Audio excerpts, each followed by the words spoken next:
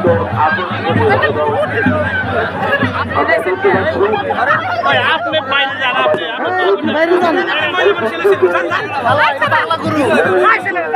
আমরা দেখতে পাচ্ছি তাদের সমন্বয়ে প্রতি বছর হয়ে থাকে আমাদের এখানে গরু এবং ঘোড়া দৌড়। তাই এবার কিন্তু দর্শক সমাগম এবং গরুর সংখ্যা অনেক বেশি। তাই আমরা মেলা কলেজের পক্ষ থেকে সকল শ্রোতা দর্শক ভাইদেরকে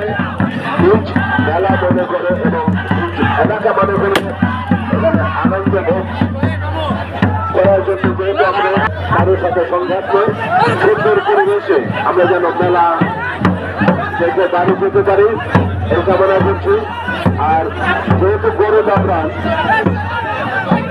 তাই আমরা নিজ দায়িত্বে